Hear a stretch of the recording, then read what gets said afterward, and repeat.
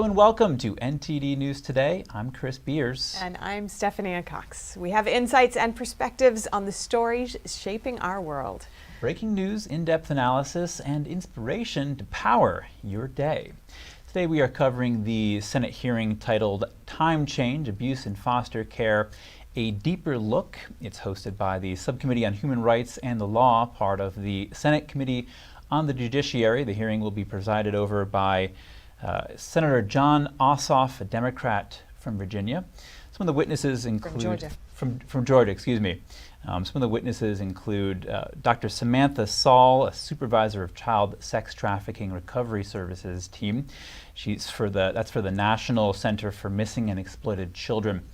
We'll also hear from Ernell Winfrey. She's the Deputy District Attorney for the Special Victims Division of the Human Trafficking and Child Sexual Exploitation Unit in Fulton County, Georgia. Next, we'll also hear from Brian Atkinson, the staff attorney at the Cease Clinic, which deals with sexual exploitation. That's at the Georgia School of Law, University of Georgia School of Law. And finally, we'll also hear from Tiffany McLean Camp, a 19-year-old with experience in the foster care system. We don't know if she's been through this, child exploitation like we're talking about. And this is a live hearing, so we don't know who we'll get to see in our broadcast, but those are all available online. But what we're seeing here is some kind of emphasis, perhaps, on sexual exploitation within the system, at least by account, according to who the witnesses are.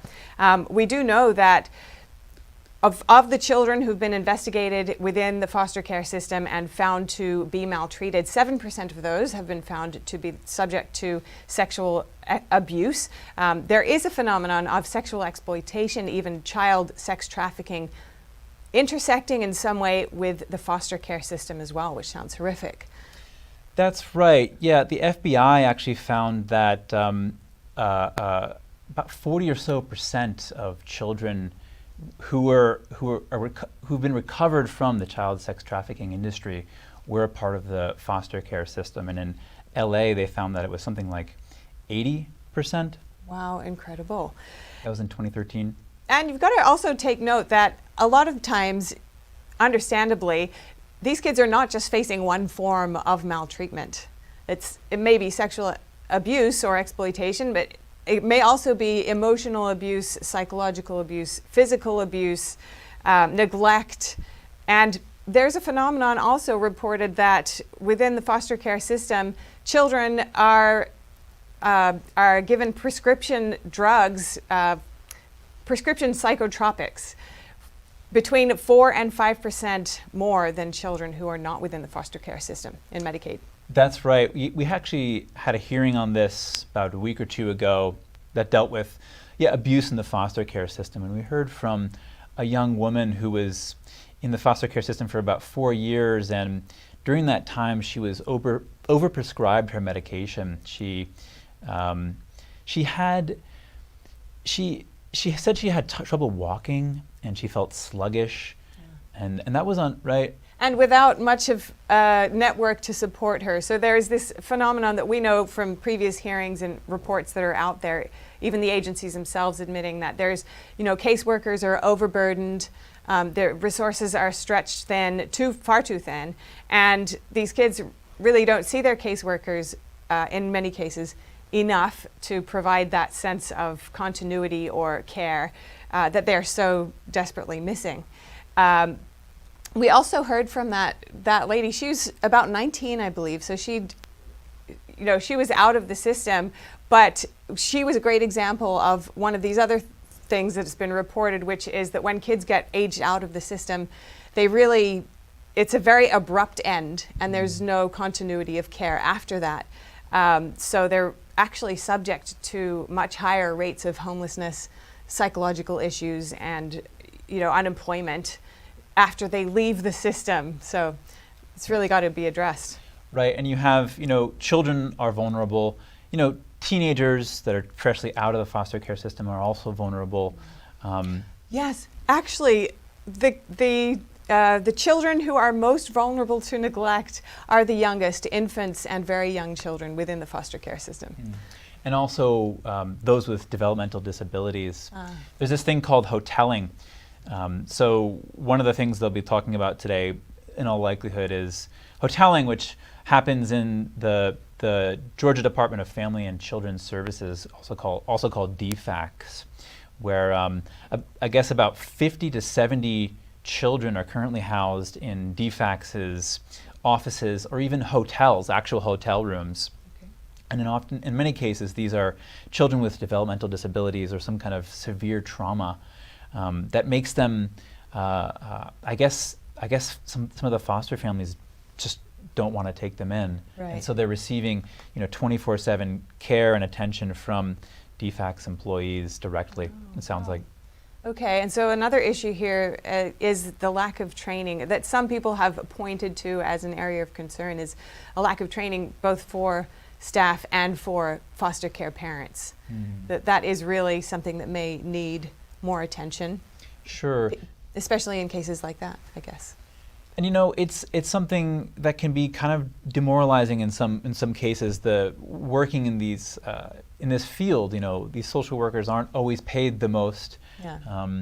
And the work can be, like I said, demoralizing, where you're working with children who've been through abuse or homes where there's drug addiction, and children with trauma. It can be very challenging work, and so it takes the most dedicated people to handle this kind of intense work, and that's one of the reasons why there's problems in these foster care systems and in different social work industries in general. Yeah, and of course various states have applied various rules of their own and laws of their own to try to address the problems. But it is the Child Protective Services, a national agency that really investigates allegations of abuse and neglect. I want to look back at the history a little of the way that the laws have been applied and the ways that lawmakers have tried to approach this issue. There was a bit of a shift back in 1997 from the law kind of inferred or stipulated in some way that families should be kept together as much as possible, almost at all costs in some sense. Or at least that was the way that it was interpreted in the courts a lot of times. But this law came in 1997 called the Adoption and Safe Families Act, which shifted the focus, and that was a bit of a pivotal point because it changed the focus from keeping families together to a focus on the child and less priority on the parents and parents' rights. So now with this law, parents had a sort of end date to how long their neglect or abuse could go on, and then they would forfeit their parental rights over to the state, I guess. And so now we do really think of the state as being custodians of these children, being their parents in some way. So it's even more concerning when we think about the issues that are cropping up here. Right, and then looking back into where the foster care system comes from to begin with, it started in the 1800s, or sort of quasi-foster care system, when there were all these children in the New York City slums that were actually sent to foster homes across the country. Tens of thousands of children in the early 1800s. They were on the streets. They were homeless, and it wasn't a great way to grow up. So they created this system, and that became that created the basis for the modern foster care system. Wow, and a lot of these issues also in terms of parental rights do kind of plug into a broader discussion around parental rights that is quite active today as well. Of course, we're just going to be focusing on this one aspect within the foster care system, but we did hear at the last hearing that we aired on this topic from parents, and one particular mother who lost her 2-year-old to abuse and neglect within the system. But next up, we're going to tune into today's hearing, which is happening right now, which is titled Abuse in Foster Care, a Deeper Look. It's a Senate committee hearing, subcommittee on human rights and the law, and that's chaired by Senator Jon Ossoff, a Democrat from Georgia. Let's tune in.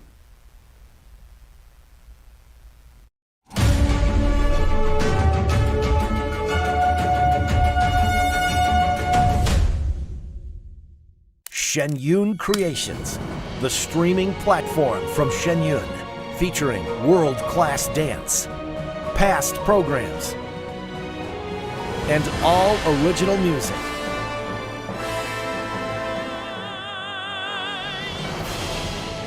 Masterclasses, behind the scenes, comedy, and more. Explore shenyuncreations.com. Anyone who's ever sold a home can tell you it is really hard. That's why who you work with matters. Together with HomeLight, we've helped thousands of people sell faster and for the best price. As we naturally age, many people are getting zero amount of this incredible and unique substance. That's when we start seeing an impact in our joints, skin, nails, and even our digestion. People ask me, Dr. X, what is the #1 supplement I should be taking? My answer is multi-collagen protein. People's reactions to me, people were like, what are you doing? What is going on? You look amazing. You have a glow about you. What makes Ancient Nutrition Multi-Collagen stand out from other brands? 10 types of collagen. It's grass-fed, pasture-raised with vitamin C and probiotics. It's proven to reduce exercise-induced joint discomfort as early as day 1 and reduce joint discomfort rapidly, continuously, and persistently. It improves the appearance of crow's feet after 4 weeks and improves skin tone after 8 weeks. And it promotes hair thickness, growth, and a reduction in hair breakage. It has transformed everything from my hair. Like, my hair was starting to kind of just, come out. And I don't have that anymore. My skin feels amazing. Call the number on your screen and find out how to get a free bottle when you order, plus free shipping and our 30-day money-back guarantee. And as a bonus, we will include Dr. Josh Axe and Jordan Rubin's revolutionary book, Multi-Collagen Makeover, free with your order, plus free shipping and free returns. I have implicit trust in Dr. Axe because the plan worked. I'm living proof of it. This is the collagen protein that is backed by clinical studies. It's what my family uses, it's what I use, and I know you're gonna benefit in a big way as well. Love the results or get your money back. This special TV offer is not available in stores. Call the number on your screen or go online now. After 15 years of smoking, Eva Marie quit. There's a new lung cancer screening that could save her life. You stopped smoking. Now start screening. Learn more at savedbythescan.org.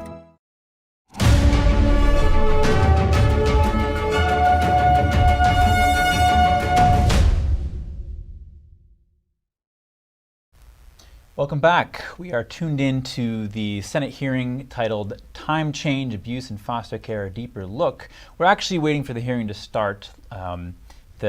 Sometimes these hearings don't always start on time. Right. This hearing is hosted by the Subcommittee on Human Rights and the Law. It's part of the Senate Committee on the Judiciary. It's presided over by Senator Jon Ossoff, a Democrat from Georgia, and hopefully, if we get to the witnesses, we'll hear from about 4 different people. These witnesses are set to testify today. We might not hear from all of them. In fact, we probably won't, because we'll start the news show at around noon. But the witnesses they'll be looking at are Dr. Samantha Saul, a supervisor of child sex trafficking recovery services. This is a person who helps train people to, help children who've been in the child sex trafficking industry recover from that traumatic experience. We'll also hear from Ernell Winfrey, Deputy District Attorney of the Special Victims Division at the Human Trafficking and Child Exploitation Unit in Fulton County, Georgia. This is, a Deputy District Attorney who helps prosecute some of these horrifying cases in the child sex trafficking industry. Yeah. Yeah, and we did actually cover an earlier Senate hearing on the foster care system, and that was focusing on some of the insights from various family court judges. We did hear from Judge Nanai Sims and others saying that they felt there was an attitude almost system-wide of prioritizing statistics over safety, and that they worried about having a lack of information or the wrong information come through to them in order to make their judgments. So it looks like there are issues at various levels here, but we did hear earlier testimony from various people on this topic. Right, and we, in another hearing on October 30th, we heard from a woman who actually, her daughter was killed in the foster care system. It's a horrifying story. The woman was arrested, and rightfully her daughter was put into foster care, 2-year-old daughter. The woman knew qualified foster care people. Her sister-in-law and her brother-in-law were both certified, but she petitioned the child care services in Georgia to have them become the caretakers, but the child was ended up with her biological father, who happened to be dating a woman that was using methamphetamines, and the child was found dead with blunt trauma to the back of the head. And this was after the woman, the child's mother, reported the situation numerous times to the department there in Georgia, and they basically ignored her. Yeah, the lack of communication in that particular story, I hope, is not system-wide, but it does sound a strong alarm for these kinds of issues and trust within the system. We do know that there's potential for, as hard as these facts may be about abuse within the system, there's also the potential for underreporting, and that these children we may not know the full extent of it because of this lack of trust within the system as well, and just the nature of it all. That's abuse right. within the home. Yeah. That's right. And so this hearing is going to focus on it looks like it's going to focus on the child sex trafficking industry and holding it accountable, getting rid of it. But actually, Congress doesn't give us much details about what the hearings will be in advance. So in Georgia, actually between 2018 and 2022, at least 1,790 children were reported missing by the Department of Family and Children's Services there in Georgia, also called DFACS. And that's according to the National Center for Missing and Exploited Children. Incredible. This calls to mind, footage from that film. What was the name? Sound of Freedom. Sound of Freedom, yeah. Right. of children just getting snatched off the streets, just going about their day, and the parent turns around. I don't know how it happens here, but that's a worthwhile film. Yeah. It tells the story of Tim Ballard. I mean, you guys might remember it from earlier in the year, this past summer. It kind of blew up and was in the papers a lot. But yeah, it was about Tim Ballard, who's basically a hero in his organization, Operation Underground Railroad. This is an organization that conducts sting operations on child sex trafficking rings. And they've rescued thousands of children from these rings. And they go in and they pose as customers of these industries. And then they just rake in the arrests and take these things out. Yeah, so I'm not sure right at this point how the foster care system interacts with that kind of industry. But you can imagine that these children are the most vulnerable, or among the most vulnerable. They've potentially completely lost contact with their families, their home base, all their community. A lot of these kids being moved around place to place may not have a community at all. And they don't have anyone necessarily really advocating for them. So it's just horrific to think what could be done. And I do hope we find some good, solid recommendations from these people who are up close to these issues and working on them every day. Yeah, that's right. Tim Ballard actually calls the child sex trafficking industry one of the fastest growing illicit industries in the world. And it's quite high within the U.S., if I'm not mistaken. It's quite alarmingly large of an industry. It makes a lot of money here. Right. Yeah. And he was saying, or I guess, it's just this really massive thing here. But at the same time, most people aren't aware of it, or we're just becoming aware of it through films like Sound of Freedom in the past few years or so. But it's not a new thing. And so I think one of the things this kind of hearing will do is educate people and make people aware of the problem, that it is a legitimate problem. And it's actually a bipartisan issue. This senator is a Democrat, and hopefully it becomes something that both houses of the Congress take on. And we did see, so this hearing is in Georgia, and the last one that you mentioned was also in Georgia. But it's interesting to note that there is variation in the amount of reported abuse between states. So according to Statista, in 2021, California had the highest number of reported abuses within the foster care system at 19,830. And the next, Texas, was quite a long distance away at 10,761. We also saw near the top of the list Florida, Illinois, and Indiana. It's just interesting to note and wonder what is behind that variation within the country. Yeah, and to add to that, in 2013, the FBI found that 60% of child sex trafficking victims who were recovered from the trade were children who were once in foster care. Oh, 60%. Yeah, that's right. Yeah, I said 40% in the first part of our show. It was actually 60%. And in Los Angeles, that number was up to 80%. Again, that was in 2013, but it speaks to that disparity, something in California there. Yes, incredible. The New York Times found that about 85% of commercially sexually exploited youth had been part of the foster care, so that's even more. These numbers are hard to track. Yeah, absolutely. And who else did we hear from there were two previous Senate hearings on related to the foster care system. One was about the courts, and one was just the experiences of these people who've been through the system. Yeah, exactly.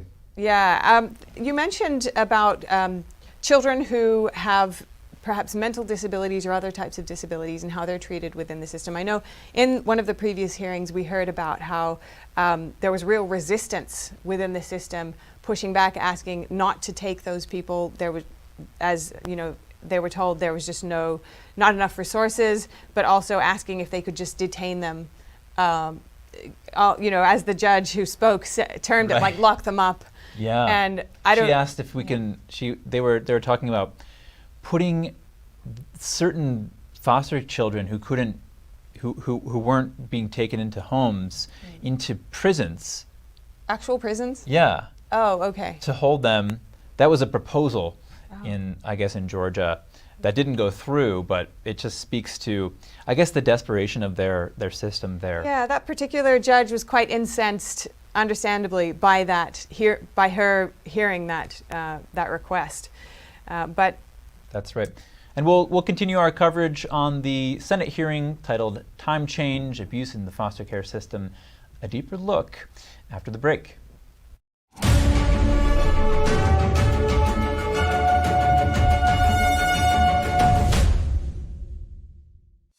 Does this look familiar? You probably think this is what owning hearing aids would be like. Let me tell you, there's a better way. The Atom by Audion Hearing. The all-new Audion Atom is the world's first wireless charging hearing aid under $100. The Atom comes with an easy-to-use wireless charging dock. Plus, the Atom has a 22% smaller design, so it's nearly invisible when worn in the ear. That's why we have over 250,000 happy customers. Each pair has a 45-day money-back guarantee, so there is zero risk in trying them. Call 1-800-918-3109. That's 1-800-918-3109. Call 1-800-918-3109 or go to audionhearing.com to get your pair of Audien Adam hearing aids for only $99.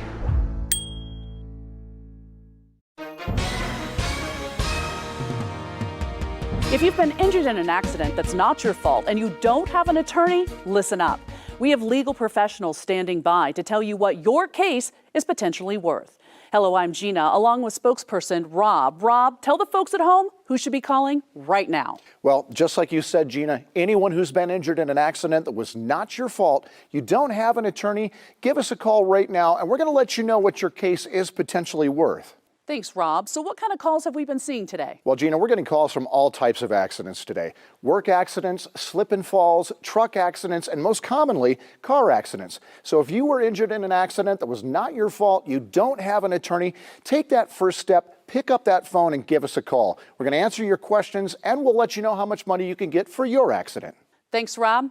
All right, folks at home, you heard it. Go ahead, don't hesitate, take that first step and call now. When I drink it, the first thing was I feel the warmth in my tummy.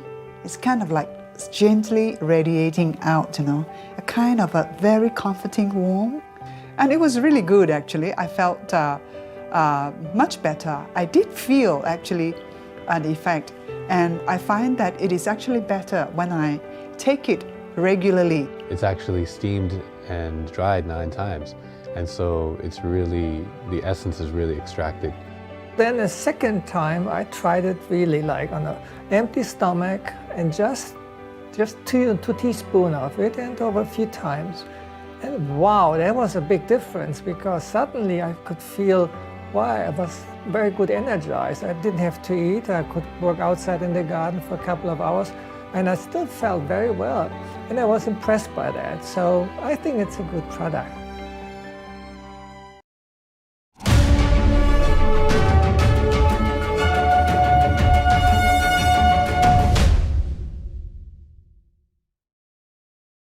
Welcome back. We are continuing our coverage on the Senate hearing titled Time Change and Abuse in Foster Care, a Deeper Look. It's hosted by the Subcommittee on Human Rights and the Law of the Senate Committee on the Judiciary, presided over by Jon Ossoff, a Democrat from Georgia. Some of the witnesses we'll hopefully hear from going forward are Dr. Samantha Saul, a supervisor of Child Sex Trafficking Recovery Services team for the National Center for Missing and Exploited Children. There's also Brian Atkinson, a staff attorney at the Wilbanks Child Endangerment and Sexual Exploitation Clinic at the University of Georgia Law School. And this is part of a series of hearings on the foster care system in our country, specifically in Georgia, where Senator Jon Ossoff is from, that will focus on, it looks like, on child sex trafficking and how the foster care system relates to that. Unfortunately, children are vulnerable to begin with. Children in the foster care system are even more vulnerable, and people in the child sex trafficking industry target vulnerable children. So there's these targets for these child exploitation people. Yeah, when you think about it, these children have come from neglect or maltreatment in some way in order to get into the foster care system, and then they don't have a solid community around them, parents, caregivers watching over them, and they're certainly vulnerable to predators of varying stripes. But we heard in a previous hearing Senator Jon Ossoff saying that DFACS, the Georgia body, does initiate timely investigations into almost 90% of the cases of abuse and neglect, or the allegations of abuse and neglect, but that he said it systematically fails to address the risks that are identified and the safety concerns associated with these children. So there's, according to the senator, there is actually a systemic-wide fault here. And one of the issues, one of the reasons there are problems with the foster care system to begin with is that, you know, a lot of the caseworkers in the foster care system, you know, they're social workers. They're not paid like Wall Street bankers, and they're working with children that come from, you know, traumatic backgrounds oftentimes, you know, from abuse like you're saying, or, you know, there was drug abuse in the home where they came from. And so it's an emotionally loaded job that you're not getting paid well, so it's hard to attract and keep employees. And the employees that do stick around are often overburdened and just, burnt out from this sort of work. There must be a lot of heartache on all sides within this very strained situation. You know, there must be a way forward though as well. We're about to hear from one of the witnesses providing their testimony. Let's tune in. 8 months ago, the subcommittee opened a bipartisan inquiry into the safety and human rights of children in foster care, because protecting America's most vulnerable children from abuse and neglect is a moral imperative. Please remember, we're talking about the most vulnerable children in the United States and the most vulnerable children in the state of Georgia. Children who have faced abuse, children who have been trafficked, children who have faced neglect and who have been orphaned. For these children here in Georgia, the Georgia Division of Family and Children's Services, or DFACS, is meant to be a sanctuary. But watchdogs, oversight bodies, and advocates have been sounding the alarm for years about alleged systemic failures at DFACS, which receives hundreds of millions of dollars in federal funding each year, and which is subject to federal child welfare standards.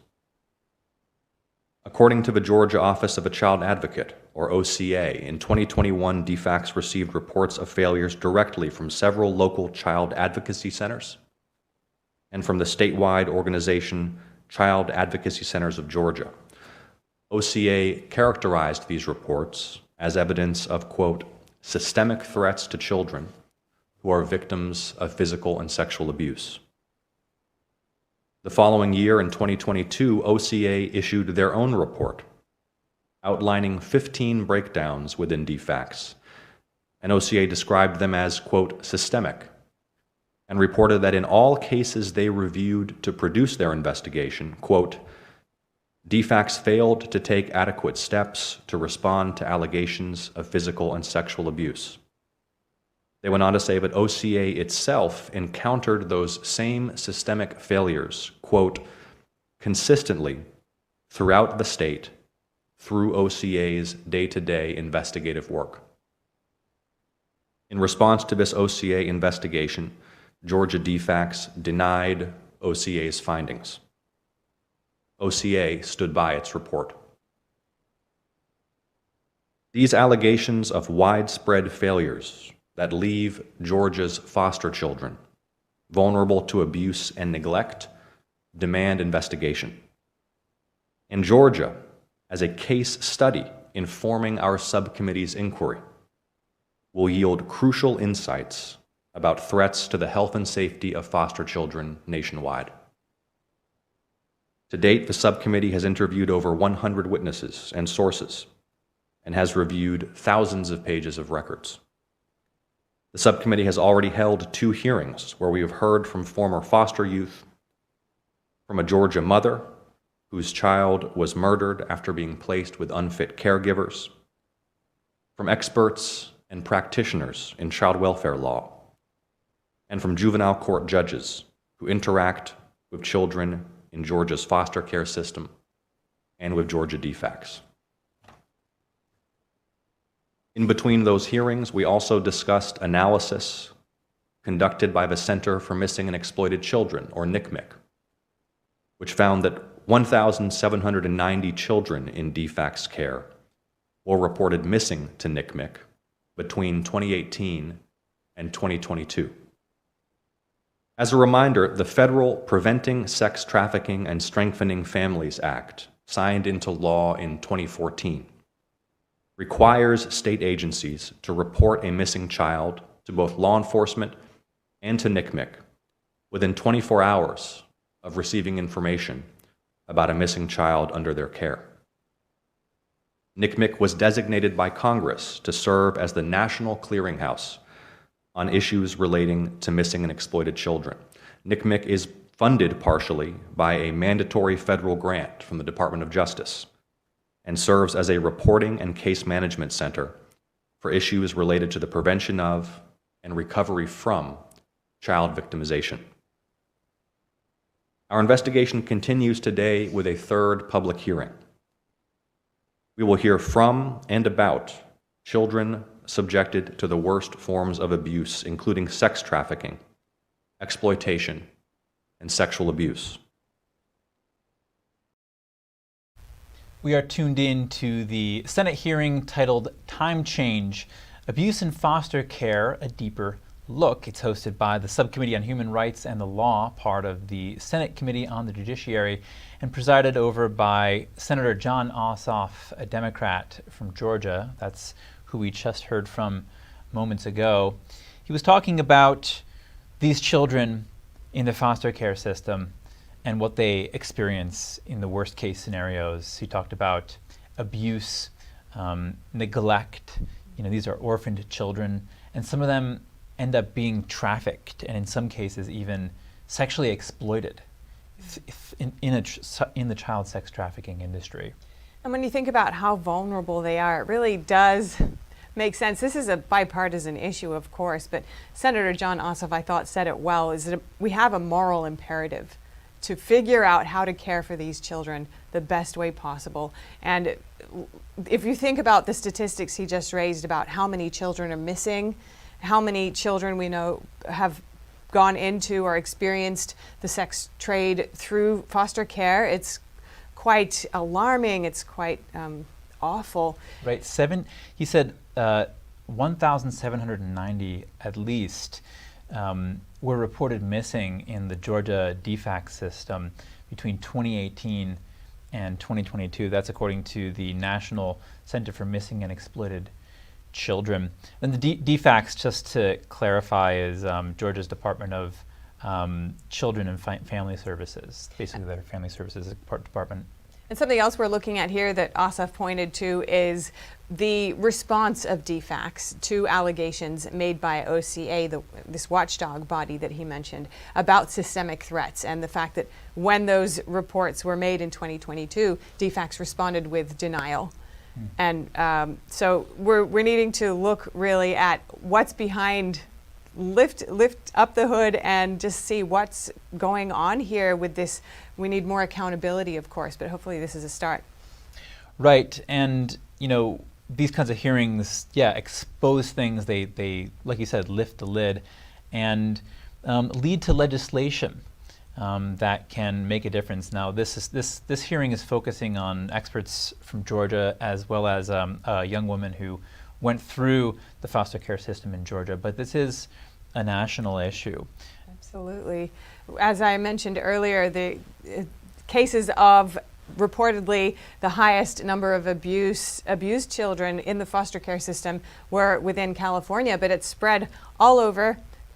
The next highest was in Texas. Then we saw further down the list, Florida, Illinois, Indiana. These children are vulnerable in our midst. That's right. And child sex trafficking, there's a debate about whether or not it even exists. But there's a gentleman named Tim Ballard and his organization, Operation Underground Railroad. They free thousands of children. They've freed thousands of children from the child sex trafficking industry by conducting these sting operations, where they go in and they pretend to be customers, and then they, like I was saying before, rake in the arrests. Yeah, it's incredible work and an incredible film, The Sound of Freedom, worth seeing. That's right. All right, we'll have more on the Senate hearing titled Time Change, Abuse in the Foster Care System, a deeper look after the break.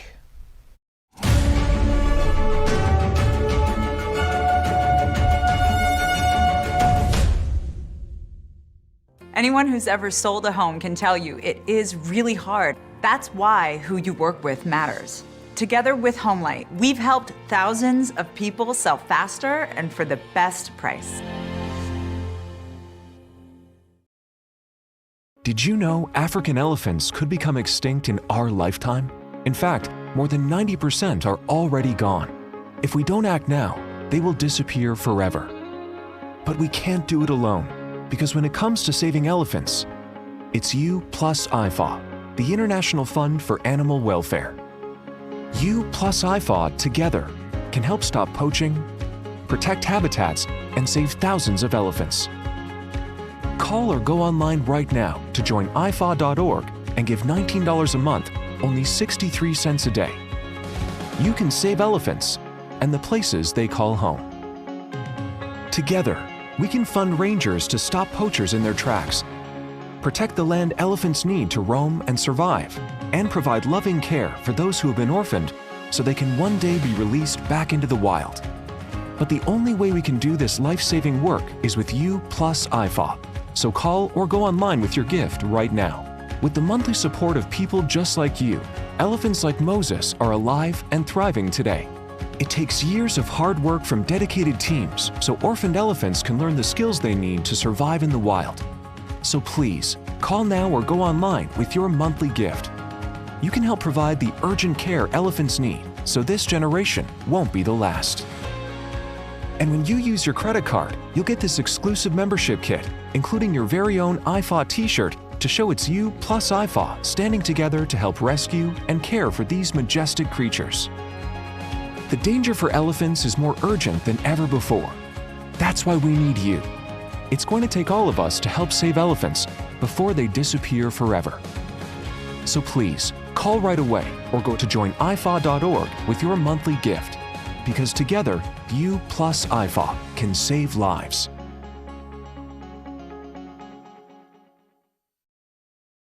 My name's Jen Marshall. I've been playing professional football in a women's league for 3 years now. We're about 3.5 weeks out of my second surgery now. I had no pain whatsoever, no tingling, no numbness, and I felt incredible. I'm able to do pretty much anything. He doesn't want me pushing it too much, but I'm able to do, assisted pull-ups now. I'm riding a bike. I'm walking continuously at an incline on treadmills. I can do push-ups again. I can get out of bed, no problem. You're in great hands. Banatis succeeds where others fail. We're all just trying to keep things running for those who rely on us. Ready! That's why we don't have time to be sick with the flu. And especially this year, no one has time to get sick. Get a flu shot for yourself and those around you too.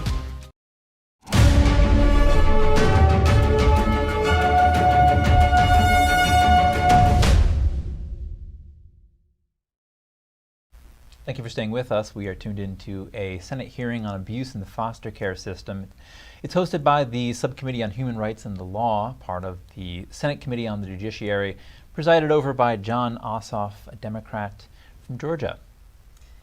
And we did hear earlier from Senator Ossoff talking about what he called the moral imperative of fixing this system and looking after the most vulnerable of children within our society. We also heard about the attitude of the foster care system, their response, or in particular DFACS, which is the body within Georgia, and their response to allegations of systemic flaws within the system. The OCA, a watchdog group, had identified 15 systemic breakdowns that they termed as systemic in 2022. And so these allegations are quite recent. They're presumably active and still unresolved. And we're looking forward to hearing some of the recommendations from these witness experts coming up. But right. And Senator Ossoff was talking about the National Center for Missing and Exploited Children, which reported that between 2018 and 2022, at least 1,790 children were reported missing in the Georgia Department of Family and Children's Services there in Georgia. We're ready to tune back into the hearing. Let's take a listen. I was physically abused and neglected by my adopted parent and sexually abused by a family friend. my adopted parents were involved in 23 Child Protective Services reports. While living in Michigan, at one point I was removed from my adopted parents and placed in foster care. We moved to Georgia in 2019, but the abuse did not end there. One day I told a teacher that I was afraid to go home, and they called defects. A case manager came out to our home and asked me a question right in front of my parents. I was afraid I would get in trouble, so I said everything was okay. When no one protected me, I tried to protect myself. I tried to run away and try to fight back. Anything I could to escape. I was arrested for trying to protect myself from my father's abuse. He was never arrested, and defects said that I was the problem. No one listened to me. No one believed me. When I was put in foster care, defects didn't believe that I had been abused or neglected, even after I told them. To them, I was unruly, a runaway, and a behavior problem. I was in defects custody until I was 18. While in defects custody, I experienced abuse, medical neglect, educational neglect, and was even sexually assaulted and trafficked. I moved placements more than 20 times. I was put in group homes, detention centers, and foster homes. Like Monet, I was at death row for nearly 8 months. I was there. I don't remember my case manager coming to see me once in person. Like Monet, I remember the barbed wire fence, being over-medicated, but put in isolation. I remember staff forcing my pants down and forcing me to get a shot on my bottom and then feeling drowsy. They treated me like I wasn't human. I was placed in a few different group homes that were supposed to be safe house for girls who was trafficked. At one of these placements, I witnessed a staff fighting with the other girls in home, staff smoking marijuana and not being allowed to go to school in person. Not for my protection, but to protect group homes and staff other children. Staff would call me and the other girls the B word. One time, I even heard the staff call other girls in the home a slut. When I was 18, I signed myself out of care, but then found out I was pregnant. I called my case manager to tell her to get what I needed to prepare myself for motherhood. For an example, defects still had my social security card and birth certificate. I needed information about transportation. My son was born premature and was in the NICU for 3 weeks. Foster care left me without housing or assistance. I needed to take care of myself and my child. I wanted a better life for my son, so I called defects and signed back into care. Defects couldn't find a placement for us. So my son and I had to spend the first 6 weeks of his life in the emergency shelter.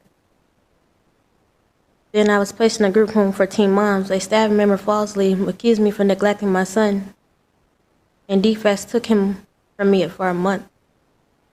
The court ordered defects to find a placement for me and my son to be together, and if they couldn't find somewhere for us, that I get to see him 3 times a week.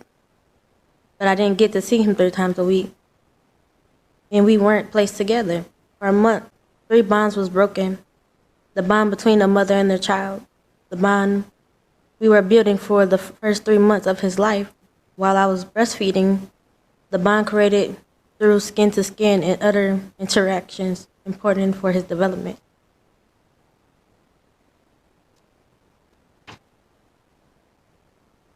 Instead, defects tried to force me to sign myself out of foster care and kept me and my child apart. After 1 month of being apart, my son returned to me. The court found that defects did not have any evidence that I was abusing or neglecting my son. During all of this, defects was neglecting me since I signed myself back into care. I had been asking for therapy to help me with the past and trauma and postpartum depression. I asked to see a doctor for infections I had related to past abuse and my pregnancy, I had an infection caused by pieces of leftover placenta. I didn't see an OB/GYN until more than 6 months after giving birth to my son. Despite how DFACS has treated me, I'm still here because I have to focus on what is best for my son. I'm working on getting my GED and planning on going to nursing school. Because I have an attorney in CASA who will fight for me and listen to me and believe me. My son and I are now living in a foster home where we feel safe and supported. I have a new case manager who listened to me and asked me what I need for the first time since I was 15. I have hope. A hope through my testimony other children won't have to go through what I went through. Thank you. We are tuned in to the Senate hearing titled Time Change, Abuse in Foster Care, a deeper look. We just heard from Tiffany McLean Camp, a 19-year-old who has experience in Georgia's foster care system, and she shared her moving story with us. Gosh, heart-wrenching. I teared up a little bit there. I can't imagine such a horrific experience and at such a young age and for so long. That point when she spoke about her son and losing contact with him when DFACS took him away and losing the ability to bond with her son in the first few months of his life. Yeah, and she said the court didn't find any sign that she was abusing her son, but still DFACS kept them apart. Right? Her story, goes back to when she was a kid. She was abused and neglected by her adopted parents, and then placed in foster care, where she continued to be abused. When she reported this to her teachers in school, the Georgia Department of Family and Child Services came to the house to see if anything was going wrong, and she lied to them because, she didn't say anything to them because she didn't want to be, have any problems with the foster parents. And when you look at what she said happened was that they asked her in front of her adoptive parents. So of course, I mean, to me, that's an obvious indication that the child may feel too intimidated to say what's really going on at that point. But it is perhaps an indication of the kind of quality of investigations that are going on within the system. That's right. And there's also, she was moved more than 20 times in the span of a few years, never really settling. I mean, I didn't move once when I was growing up. And I know that if I had moved one time, it would have been a lot for any kid. And this is a young woman without her parents or any real guardians aside from the state, being moved 20 times over the span of a few years, and just. Yeah, and it does get complicated. She, by her own admission, she was labeled as unruly, and she became a runaway, and it was, she was kind of cast as having behavior problems. But of course, there would have been displays of dysfunction coming from her. But it's just heartbreaking to see the many ways that she was positioned, of course, affected by that and into this kind of behavior as well. But some of the discussions of the ongoing issues are just really eye-opening of even within the safe houses for women who've escaped from sexual exploitation and all of that. It's just really unexpected, to be honest. Right, and that's right. And we also heard in a previous hearing a week or two ago about a woman who was arrested and her 2-year-old daughter was put into foster care. She recommended to the system that her daughter be put into the care of people she knew who were certified foster parents. Instead, she was put into the care of her biological father, the daughter's biological father, and his girlfriend, who was addicted to methamphetamines with a history of child abuse. The woman raised the issue with the Department of Family Services there, and they basically ignored her. So it speaks to some of the problems going on there in the foster system in Georgia. All right, this concludes our coverage of the Senate hearing titled Time Change, Abuse in the Foster Care System. We'll have more news after the break.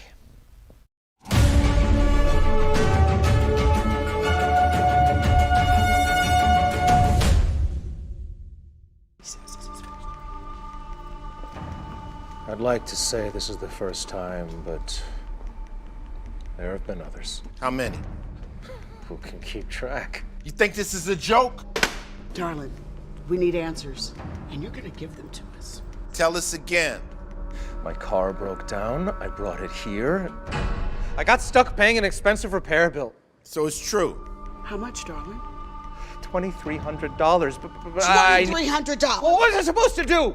My transmission was shot. You pick up your phone and you call CarShield before the car breaks down. Plans through CarShield cover up to 5,000 parts and systems in your car. That's right. A plan through CarShield could save you on some criminally high auto repairs, especially if your car is out of warranty. So, call CarShield, America's #1 auto protection company, before a breakdown and save yourself from getting stuck in car repair jail. Let me guess. You hate saving money. Who hates saving money? Apparently you do. All you had to do was call CarShield. And you could have protected yourself against expensive repairs. Yeah, and then my price will go up the minute I file a claim. Shut up! CarShield has the price locked in. For as long as you cover your car. I guess I should have called CarShield? It's about time you said something that made sense. Now you know what you need to do next time. Bet he'll call CarShield now.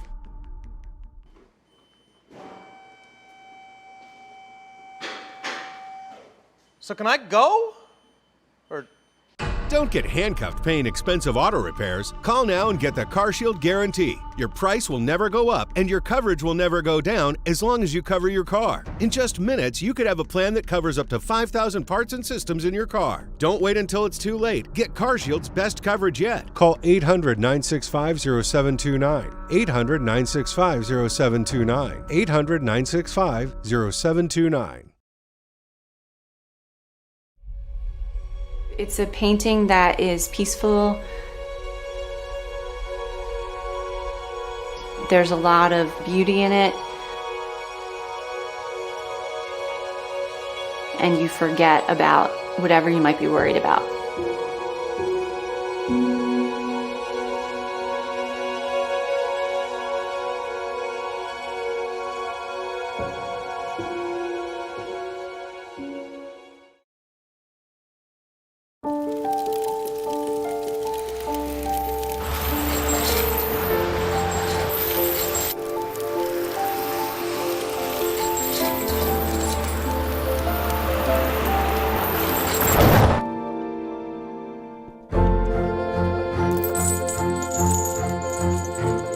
Did you know dragging chains can spark a wildfire? Only you can prevent wildfires.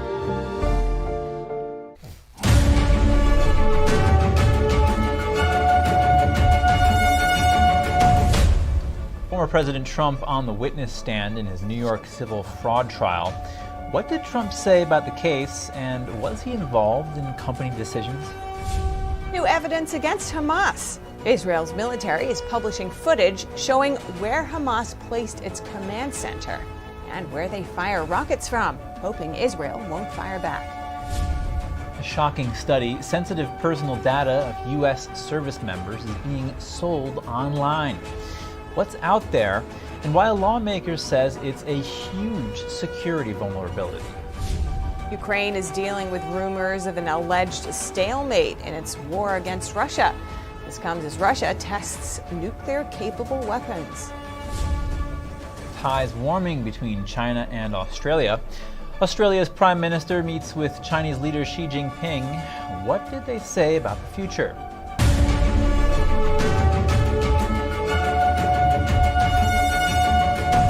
Former President Trump taking the stand today in the New York civil fraud trial. The judge is determining a penalty after previously ruling Trump inflated his net worth. The $250 million lawsuit threatens Trump's family business in New York. Here's former President Trump before entering the courtroom. And so while Israel is being attacked, while Ukraine is being attacked, while inflation is eating our country alive, I'm down here And these are all political opponent attack ads by the Biden administration. This is really election interference. That's all it is. This trial is ridiculous. The numbers are much greater than on the financial statement. And we've already proven that. They said Mar-a-Lago's worth $18 million. Mar-a-Lago's worth anywhere from probably 50 to 100 times more than that. And it's a terrible, terrible thing. This is for third world countries. And very unfair. It's very unfair. But in the meantime, the people of the country understand it, they see it, and they don't like it. They don't like it because it's political warfare, as you would call it, or political lawfare. At trial, Trump was asked about his responsibility in preparing a 2014 financial statement for his company. He testified that his role was to provide information. He also said if he wanted to build up the statement, he would have added brand value, which would add tens of millions of dollars. He said some things were overvalued, but some were undervalued. Trump was also asked why he put his son, Donald Trump Jr., back in charge of the Trump Organization in 2021. The younger Trump was also in charge of it during the presidency. Trump said after the presidency, he was still involved in politics, so he handed off the reins again. He added he would make occasional suggestions on financial documents. Trump criticized New York Attorney General Letitia James on social media yesterday and called Judge Arthur Engoron a Democrat operative judge. Secretary of State Antony Blinken is wrapping up a grueling Middle East tour in Turkey this morning. The weekend trip took him from Israel to Jordan, the West Bank, Cyprus, and Iraq. He did not call for a ceasefire despite pressure from Arab groups. Here's what the Secretary of State said before leaving Turkey. We remain very focused on the hostages held by Hamas, including Americans, in making sure we're doing everything possible to bring them home. We've engaged the Israelis on steps that they can take to minimize civilian casualties. We're working, as I said, very aggressively on getting more humanitarian assistance into Gaza. We don't obviously agree on everything, but there are common views on some of the imperatives of the moment that we're working on together. Blinken met with Palestinian President Mahmoud Abbas after meeting with other key Middle Eastern leaders in Jordan over the weekend. The meeting with Abbas was described as tense when the U.S. Secretary of State refused to call for a ceasefire. He's instead opting for a shorter humanitarian pause, which he says would allow more aid into Gaza and allow civilians to get out. For analysis of Blinken's whirlwind trip to the Middle East, I spoke with international military strategist and retired Colonel Darren Gobb. Colonel Darren Gobb, thank you for joining us again. On Sunday, Secretary of State Antony Blinken visited Israel, Jordan, and Ramallah, the de facto capital of the West Bank. From what you saw, what was the main intent of this trip? Yeah, thanks, Chris. It's good to be joining you again. And from what I could understand of his trip, which is always seems to be a challenge, he's trying to really avoid having this conflict grow bigger. And we've seen it already creep into the northern part of Israel and in Lebanon, and specifically Hezbollah. And as we grow our forces around the region, I think he's really trying to do whatever he can to show solidarity between Israel and the United States, keep it from growing bigger than it necessarily needs to be, and specifically keep the larger state actors out of it, like Iran, like your Jordan, maybe Saudi Arabia and others. So we'll see where it goes. I'm not confident that his message is being well received, though. Okay. And while he was there, he made an unannounced trip to Iraq. What's the significance of this move during this sort of whirlwind trip he made to the Middle East? Well, first of all, I think one of the things we got to remind ourselves is we have U.S. soldiers and other service members throughout Syria and Iraq still. In Iraq, we're there at the government's invitation. In Syria, we are not, but we're there anyways. And so I think he's trying to make sure he talks to these national leaders and about the fact that our forces are there, that they're at risk, and making sure that even though the best answer is to take them out and bring them home, that they've accounted for their security within the Iraqi armed forces. Look at Turkey as an example with Incirlik Air Base and the crowds coming at the American base there. That could easily happen to have bases all across the Middle East. And as Israel retaliates against Hamas, tensions are obviously rising, like you've been saying, in the Middle East. We're hearing reports of violence in the West Bank. What's going on there? Well, this is expected growth of a sort when it comes to what started in Gaza, going into the West Bank through people who are sympathetic to what's happening to Gaza specifically, aligning with the Palestinians and Hamas or wherever their sympathies lie. So the West Bank is a natural result, or any violence there is a natural result of what's going on in Gaza, and then also to the north in Lebanon and the Golan Heights region. Blinken, while he was there, hinted at the Palestinian Authority playing a role in Gaza's future if Hamas is defeated. What is the Palestinian Authority's track record? Well, their track record's terrible. They've sacrificed the people in the Gaza Strip in pursuit of a fundamentalist religious aim of destroying Israel in whatever means they can. So I hope in the end that Israel will recognize that once they've dealt with the threat, and specifically Hamas in Gaza, that Gaza does not go back to any kind of United Nations control or any kind of Arab nations conglomerate control, but just becomes part of Israel, because the Hamas, and specifically the Palestinian Authority, most of whose leadership doesn't actually even live in the Gaza Strip, have removed everything they possibly could, and they are actually the prison guards in Gaza, not the Israelis. All right, Colonel Darren Gobb, thank you very much. The Israeli military now releasing footage appearing to show tunnels used by Hamas. Israel says the tunnels are located beneath 2 hospitals in northern Gaza, and that Hamas uses them as command centers and rocket launchers. Here's the Israeli military on Sunday commenting on an earlier interview with a Hamas senior official. I ask a simple question. If you build bomb shelters in these tunnels, why don't you allow the civilians to use them? They're suffering above ground. It's dangerous. Musa Abu Marzouk, a Hamas senior, he says, well, we've built the tunnels for ourselves, for Hamas, for the combatants, and the civilians, the 2.4 million Gazan civilians, they're above ground, and they're the responsibility of the UN. Israel presented these videos, photographs, and audio recordings. Officials say it demonstrates the Hamas strategy of using hospitals as cover and preventing civilians from leaving combat zones. They say Hamas launches rockets from hospitals, hoping Israel can't or won't retaliate. The U.S. military says a guided missile submarine has arrived in the Middle East.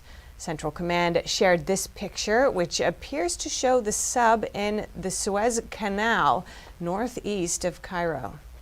Since announcements like this are rare, it seems the military is sending a message that the U.S. does not want the Israel-Hamas war to expand. Usually these subs operate in near-complete secrecy.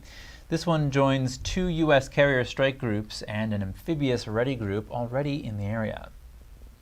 Speaker of the House Mike Johnson commenting on urgently needed aid for Israel. The House recently passed a funding bill that allocates money to Israel by cutting spending for the IRS. Democrats say they're against the bill. President Biden announced he would veto it. Senate Majority Leader Chuck Schumer calls the bill deeply flawed, saying it's not a serious proposal. Here's Johnson on Fox News responding to that. It's really surprising to hear Senator Schumer say that it's not a serious proposal. It's exactly what was requested, $14.5 billion.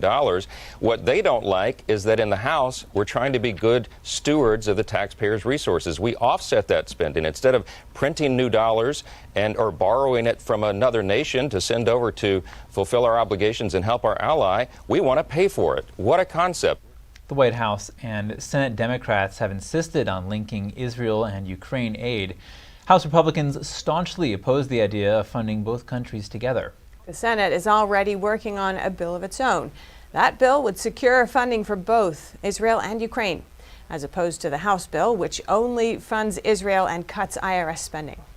Republican Senator Lindsey Graham on Sunday told CNN he is in favor of funding both countries. I am for Ukraine support. We can't pull the plug on Ukraine, let Putin get away with this. There goes Taiwan if you do that. I'm definitely for Israel. So I think you'll see a package of border security, funding for Ukraine, funding for Israel coming out of the Senate, probably as one package. I would support that. President Biden previously proposed a funding bill which would include multiple issues. Funding for Israel and Ukraine, money allocated to the southern border here in the U.S., and more. In total, that proposal comes to over $100 billion. Coming up, what's at stake in Virginia's state elections tomorrow? President Biden and Vice President Kamala Harris endorsed nearly 24 candidates running for office. Another U.S. bank fails. Find out why it failed, how consumers are affected. More in just a moment here on NTD News Today.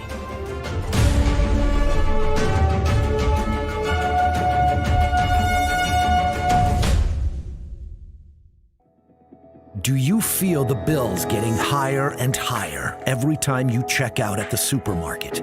Do you feel your monthly discretionary money has decreased, although your income increases yearly? Inflation is eating away at your wealth. Digital wallets and central bank digital currencies are destroying your financial privatization. Only gold and silver are constitutional forms of money. Our privacy was to be protected against unlawful search and seizure. Mideast Gold Group will help you take control of your finances and protect your wealth and your privacy. Pulling money out of the corrupt banking and investment system is a way to privatize your finances as the elite push us towards digital wallets and central bank digital currency. Protect your wealth with real money. Deal with the best. Mideast Gold Group, a proud America First company. MideastGoldGroup.com. This right here is confidence in a bottle. It makes me feel so much more confident than I've ever felt. They are some of the hottest videos on social media. Those videos claiming to instantly get rid of bags under your eyes. Annette Figueroa is here to tell us why she says this one is for real. This one is for real, and I'm so excited. We even have a video, and all he uses is a small amount on a clean, dry face. And what it does is it tightens and lifts the appearance of bags underneath your eyes. And I did this to my father. We were at home, so we applied it to his under eye bags, and let me tell you, we were so excited. In under 10 minutes, they visibly disappeared from view, and now it is literally part of both of our daily routines. And not only does it work on the bags, it works on the appearance of crow's feet, fine lines, and wrinkles. At our $14.95 price, it's the best way to try Plexiderm and see it work after your first application. Your solution is at plexidermtrial.com or call the number on your screen. Do you listen to the TV on high volume or have trouble hearing conversations? Then you would benefit from hearing aids. Don't waste thousands on expensive hearing aids when you can get Nano's revolutionary technology for just $297. Don't be fooled by higher-priced hearing aids. The CIC Recharge is a true hearing aid, not an amplifier. With rechargeable technology many customers say is superior to more expensive models. Call now and get not one, but 2 Nano hearing aids for just $297. Plus, we'll add a portable charging case and ship your order absolutely free. The CIC Recharge has a tiny in-the-ear canal design that is nearly invisible. Why keep missing out on important conversations or waste thousands of dollars? Call and get 2 CIC Recharge hearing aids for only $297 and free shipping. 800-631-4622. Again, that's 800-631-4622. The stakes are high in Virginia elections tomorrow. President Biden and Vice President Kamala Harris have endorsed nearly 24 candidates. All 40 state Senate seats and 100 state House seats are up for grabs this year. A handful of competitive districts are expected to make the difference: Northern Virginia near Washington, D.C., Central Virginia near Richmond, and Southeast Virginia. In 2021, Republicans won a 52-48 majority in the House of Delegates. The GOP also swept every statewide office. Democrats hold a 22-17 majority in the state Senate. Republicans hope to gain full control of the state legislature. That would clear a path for Governor Glenn Youngkin to enact his agenda. Louisiana, Mississippi, and New Jersey are also electing state-level politicians in a general election tomorrow. Florida Governor Ron DeSantis has been trying to gain more traction in the race for the GOP presidential nomination, and he could receive a critical endorsement at an Iowa rally tonight. The DeSantis campaign announced on X yesterday that Iowa Governor Kim Reynolds will be at the event in Des Moines. The New York Post cited an unnamed source who said Reynolds plans to endorse DeSantis. With 10 weeks until the Iowa caucus, former President Donald Trump currently leads the GOP field by a huge margin. And amidst all of this, a New York Times poll shows Trump now has a big lead over Biden in almost every battleground state. We spoke with Mike Leon, host of the podcast Can We Please Talk, for his insights on this and more. Mike, welcome to our show. Thanks so much for coming on. To begin with, Trump has apparently gained a big lead against Biden in the polls. What do you think are some of the key factors here? Hey, Stefania, thank you so much for having me on the program. You know, there's so much with respect to this because we're starting to see two wars playing out right now that the Biden administration has to account for with what's happening in the Middle East and what's happening in Ukraine.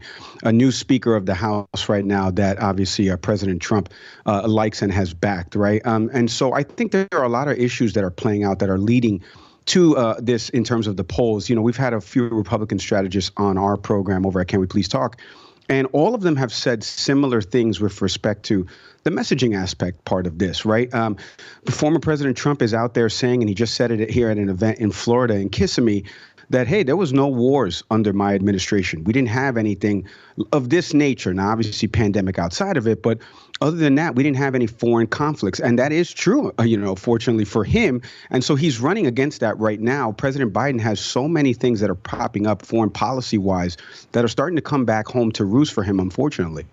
And in terms of Trump's legal woes, he's right in the thick of it right now. How do you think the media's coverage could be influencing public opinion here?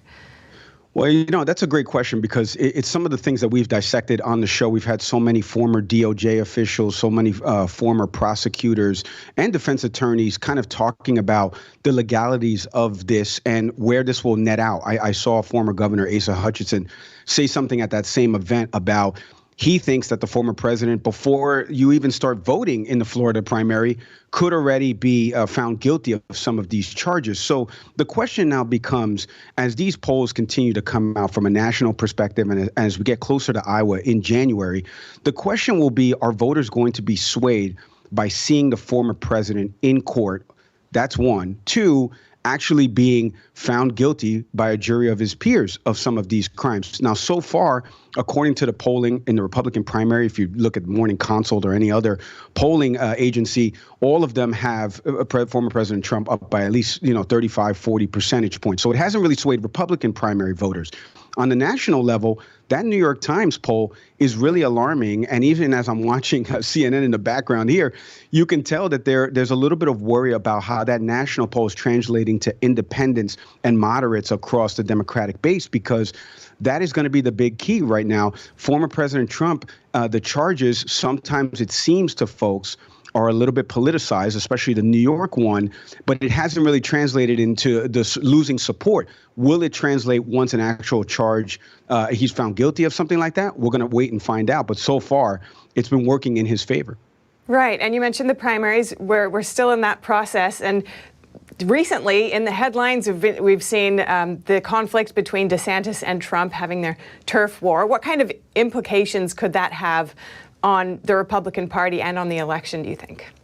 Well, I go back to this Morning Consult poll that recently happened back on October 29th, where almost 4,000 registered Republicans, and the former president is up 61 to 13, 48 percentage points on former Governor DeSantis. And I've said this before on other outlets and even with our show, that Governor DeSantis's platform right now is just not translating nationally. And I think it's because while he's trying to appease some of the base that former President Trump has, he's not doing it the correct way. He's fighting all of these different issues with respect to woke ideology and some of these other things that people in Iowa, New Hampshire, South Carolina, the first three primaries, typically don't care about. They want to learn more about the economic woes that they're having right now, right? Everybody talks about these same food on the table and making sure my kids are learning the right things, right? Learning how to think, not what to think, like all these different phrases. And the governor's not focusing on that. I've mentioned this before here in Florida, where I live in Miami.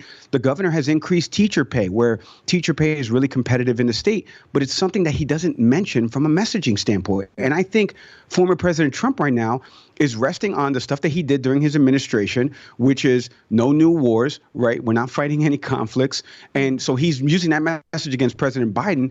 And against Ron DeSantis, he's up by so much because DeSantis is not cutting to the core of some of these issues that voters are really facing right now. And I think DeSantis really needs to pivot his messaging more towards the everyday issues that Americans are fighting, not the culture war stuff that he's fought here in Florida. Thank you so much, Mike Leon, host of the podcast, Can We Please Talk? Thank you so much, Stefania. A new study shows sensitive personal information of U.S. military personnel is for sale online. That information can include home addresses and health conditions. The study was published Monday by Duke University researchers. It found that the data of thousands of active duty U.S. military personnel can be bought cheaply from so-called data brokers. Researchers were able to shop for data on service members based on geolocation. That included whether the service members lived or worked near Fort Bragg, Quantico, or other sensitive military locations.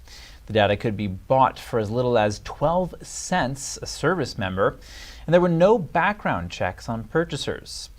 Senator Ron Wyden called the study, quote, a sobering wake-up call for policymakers that the data broker industry is out of control and poses a serious threat to U.S. national security. President Biden will announce the latest federal funding to modernize key portions of the nation's busiest rail corridor. Over $16 billion will go to 25 passenger rail projects on Amtrak's Northeast Corridor. The route stretches from Boston to Washington, D.C. and supports about 800,000 trips daily. The money will help rebuild tunnels and bridges that are over 100 years old. Track upgrades, power systems, signals, and stations are also priorities. $3.8 billion will go to the Hudson River Tunnel between New York and New Jersey. The Frederick Douglass Tunnel will receive $4.7 billion. Monday's event marks at least the third time Biden has highlighted funding the Northeast Corridor. As a former rider, the president has expressed a personal connection to Amtrak. Is the U.S. banking crisis really over? Another U.S. bank has failed. On Friday, Citizens Bank in Sac City, Iowa, was shut down by the government agency, Iowa Division of Banking. Joining us now is NTD Business host Don Ma. Don, tell us more about this situation. So Citizens Bank is the fifth bank to fail in the U.S. this year. And the Federal Deposit Insurance Corporation, or FDIC, was put in charge to protect the money of the bank's customers. The full balance of all deposit accounts from Citizens Bank in Sac City, Iowa, it has been transferred to another bank, and this bank is called Iowa Trust and Savings Bank. So this bank will now take care of all the money that was in Citizens Bank to ensure it's safe. So basically, depositors of Citizens Bank will now become depositors of Iowa Trust and Savings. And in addition to that, taking over all the deposits from Citizens Bank, Iowa Trust and Savings Bank also agreed to buy nearly all of its assets as well. So what this means is that they're acquiring things like loans, investments, other holdings as well. And the two branches of Citizens Bank will actually reopen as branches of Iowa Trust and Savings Bank today during normal business hours. So, Don, does this bank's failure pose any systemic threat? Well, I don't think so, because this bank doesn't have enough assets to pose any threat to the overall U.S. banking system. Citizens Bank had approximately $66 million in total assets and $59 million in total deposits as of September 30th. the FDIC estimates that the cost to the deposit insurance fund will be $14.8 million. Now, this would be a different story if Citizens Bank had somewhere around $1 billion, but it does not have that. And at the same time, I think the Federal Reserve would not let a bank fail that had any systemic risk. So, we would probably see the central bank bailing them out if that were the case. What led to this failure in the first place, Don? So what we know right now for sure is that the bank incurred significant loan losses. But as for what those loans are exactly, it's hard to know for sure. But I think a number of different things could have been. But one that seems to be getting some attention is that the bank could have had too much exposure to bad trucking loans. It's possible that the bank was making loans on very expensive trucks, which would have been highly speculative. But regardless, the last 2 years have been very difficult for the trucking industry. Trucking companies, large and small, have been going out of business. Too much supply, not enough demand, too many trucks chasing too little freight. And I'll just say one more thing. Even though it seems like bank failures are a big deal, they actually happen pretty often. All right, thank you so much, John. Thank you. And check your freezer. Tyson Foods is recalling about 30,000 pounds of chicken nuggets. The company said it was voluntarily pulling the nuggets after some people reported finding small pieces of metal inside the patties. Specifically, the recall is for the 29-ounce plastic bag packages containing frozen but fully cooked breaded nuggets that are shaped like chicken patties. The packaging includes a best used by date of September 4th, 2024. The chicken was sold in a number of states, including California, Illinois, Michigan, Tennessee, and Virginia. The USDA says there has been one minor oral injury associated with eating the nuggets. When we come back, soldiers on the Ukrainian front are fighting against exhaustion as the war drags on. How did the country's president respond to claims the war is at a stalemate? Search and rescue continues in Nepal in the aftermath of its worst earthquake in 8 years. The death toll now tops 150. And in South Korea, a K-pop star is under investigation for illegal drug use. He's the latest in a line of South Korean artists involved in high-profile narcotics cases. We have more on that when we return.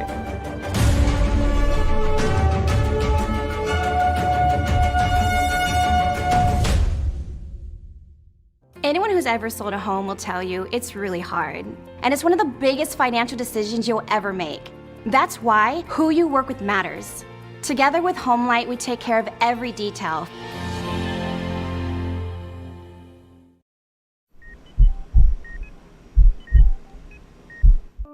I had a pretty normal mom life. Everything was pretty good, and it was a very happy life. And we just had a new baby.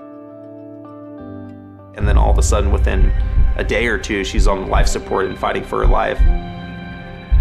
And I knew something was pretty wrong. A little less than a week after I came home, I couldn't breathe. That's when we decided to go to the hospital. I was given the diagnosis that I had peripartum cardiomyopathy, which is basically a pregnancy-induced heart failure. They told me my only chance was a heart transplant. And the American Heart Association helped make that possible. Their research helped save me. This could not happen without monthly donations from friends like you. Your sustained support helps fund life-saving research that leads to medical breakthroughs, like those that gave Jen a second chance at life. Heart disease is the #1 killer in America, and we urgently need your help to save lives. Go to helpheart.org or call now to become a monthly donor today. Your donation of only $19 a month, just 63 cents a day, will make a difference through prevention, early detection, treatments, and cures that help save lives. I am very thankful for the American Heart Association. I'm grateful for just every day that I get with my children. Please go to helpheart.org or call now with your donation of just $19 a month. Join our community of monthly donors And you'll get this limited edition t-shirt you could wear to show you're helping save lives. One simple act today can save your life or the life of a loved one. So please, call or go to helpheart.org now to help save lives.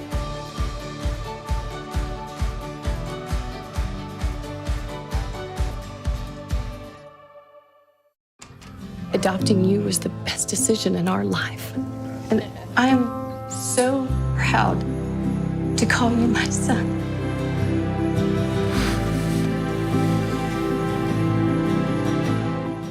Did you know ESG is impacting every part of your life? From rising gas prices to global food shortages to out-of-control inflation, even losing your freedom of speech and being censored on the internet. It's all being driven by ESG ideology. Who's in control? What can you do about it? Find out in The Shadow State, the first documentary exposing ESG. The ESG movement of governments and corporations operates in the shadows. Only the light of truth can expose it. Watch The Shadow State documentary, streaming now. Thank you for staying with us. A battle against exhaustion on the Ukrainian front as the war drags into a second winter. Soldiers in the trenches say they need to find strength. Here's more. Ukraine's counteroffensive has slowed, and its troops are facing exhaustion as the conflict with Russia enters its second winter. Ukraine's commander-in-chief, Valery Zelenskyy, described a stalemate on the battlefield, though he worried that a protracted attritional war would favour Russia. The stark assessment coincides with the advent of seasonal rains, which makes it harder to advance over muddy ground. Only new capabilities, including more supplies from Western allies, as well as locally produced drones, would tip the balance back in Ukrainian favour, Zelenskyy said. In the Serebrenyansky forest in the Luhansk region, which is largely occupied by Russians, this soldier barely gets any sleep. His call sign is Historic. We had a firefight for over 20 hours, non-stop fighting, assaults, evacuations, and I managed it, and we all managed it. We aren't very fresh, and right now, we need to find strength. Similar battles are raging along the front lines, from the border with Russia's Belgorod region in the northeast, all the way down to the Black Sea. For those in the trenches, while exhaustion is unavoidable, motivation remains strong. This is a horrible enemy. The enemy is strong, cunning, and vile, and they deal us considerable losses. One should never underestimate them.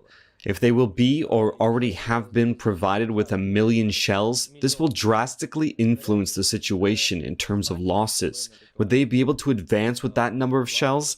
I am not sure that the advance will be considerable. We've learned how to defend, and as we see, they have learned how to defend too. Having focused on defence earlier in the year, Ukraine launched a counteroffensive in June that aims at cutting Russia's supply lines by pushing south towards the Sea of Azov. 5 months on, that objective remains a distant dream.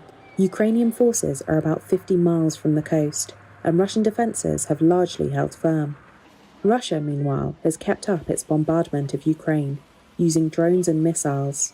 The Kremlin calls its operation a targeted military campaign, though it has killed thousands of civilians and knocked out infrastructure vital for heating, power, and transport, as this Ukrainian soldier puts it. This period of war is the fight of characters. We are exhausted, they are exhausted, but there are more of them, and they have more equipment. That's the hard part, and also the lack of people. And next up, more updates from Europe. First, the war between Russia and Ukraine. Ukrainian President Volodymyr Zelenskyy was on NBC rejecting claims that the conflict has reached a dead end. I don't think that this is a stalemate. They thought that they would checkmate us, but this didn't happen. And on the contrary, we took the initiative in our hands. He also called on the U.S. to supply Ukraine with more weapons. This comes amid disagreements in Congress. Republicans want to first fund Israel, then check on Ukraine. Democrats want to support both countries at the same time. And in the same interview, Zelenskyy also pushed against former U.S. President Trump's claims that he could bring peace between Russia and Ukraine in just 24 hours if re-elected. Zelenskyy invited Trump to visit Ukraine to address the ongoing war between the countries. He said that Trump couldn't bring about peace without agreeing to give up Ukrainian territory to Russia. He added that he has not spoken to the former president since he left office in 2021. At the same time, Russia is testing nuclear-capable weapons.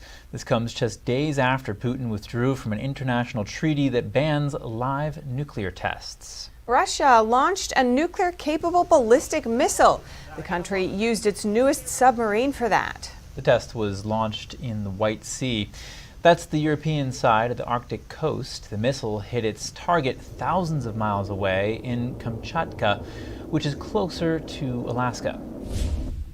Russia may have a chance to rejoin the Olympics. The Court of Arbitration for Sports is taking up an appeal by the Russian Olympic Committee. The International Olympic Authority previously subpoenaed Russia because it started claiming some Ukrainian sports organizations as its own. The Court of Arbitration for Sport will now make a final decision unless either group appeals to the Swiss Federal Tribunal. In Israel, former prime ministers from the UK and Australia are visiting. The two visited a kibbutz which was devastated by Hamas militants in the October 7th attacks. The UK's Boris Johnson said the attacks might suggest that the memory of the Holocaust is starting to fade.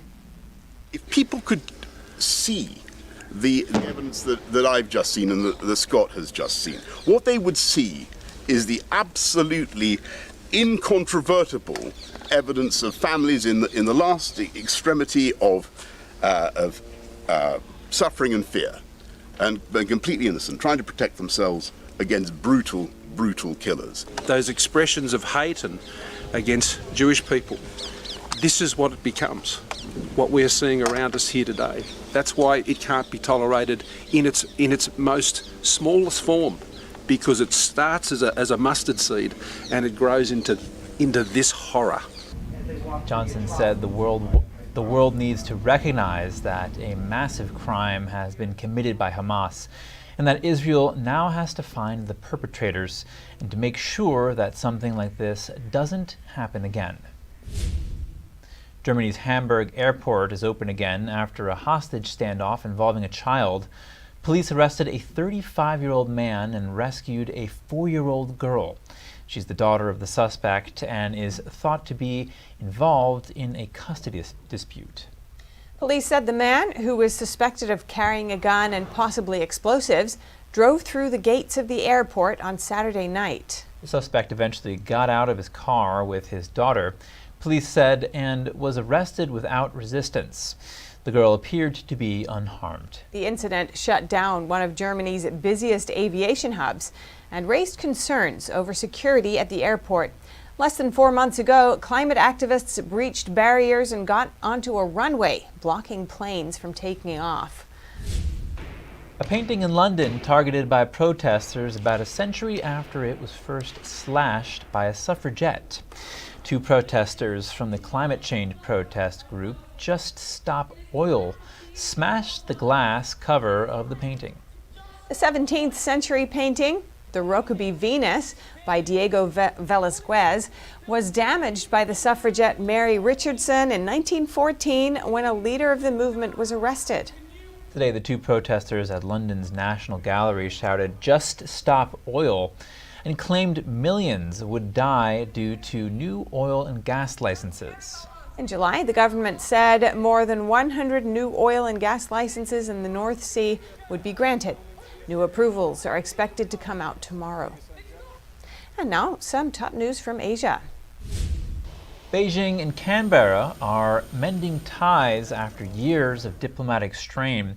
Chinese regime leader Xi Jinping welcomed Australian Prime Minister Anthony Albanese.